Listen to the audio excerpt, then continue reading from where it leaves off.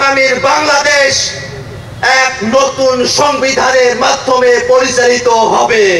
৭১-এর মুক্তিযুদ্ধে যে স্বপ্ন আমরা দেখেছিলাম, সাম্য, মানবিক মর্যাদা এবং সামাজিক সুবিচারের বাংলাদেশ, সেই স্বপ্নকে যারা বাস্তবে রূপায়ণ করতে চায়, এই বাংলাদেশে একটি স্বনির্ভর পররাষ্ট্রনীতি প্রতিষ্ঠা করতে চায়, এই দেশের মানুষের ভাগ্যের উন্নয়ন করতে চায়, জনস্বার্থের পলিসি নির্মাণ করতে চায়, এমন উদ্যমী তরুণদের নেতৃত্বে যে নতুন রাজনৈতিক দল গঠিত হলো, সেই নতুন রাজনৈতিক দল বাংলা জাতীয় নাগরিক পার্টির সারা দেশের মানুষের কাছে আহ্বান থাকবে, আজকের তরুণরা যে দায়িত্ব কাঁধে তুলে নিয়েছে, আপনারা সবাই দোয়া করবেন যেন মহান রব্বুল আলামিন, মহান সৃষ্টিকর্তা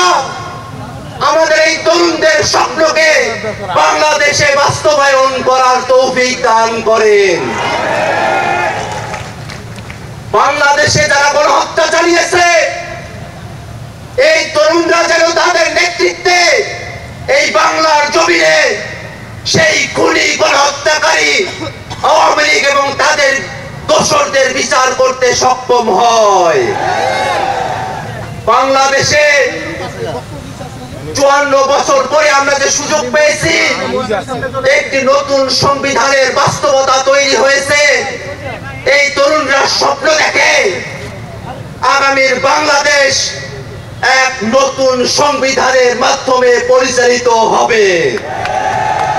সেই স্বপ্ন বাস্তবায়নে গণপরিষদ নির্বাচনের দাবি জানিয়ে আমি আমার বক্তব্য এখানেই শেষ করছি।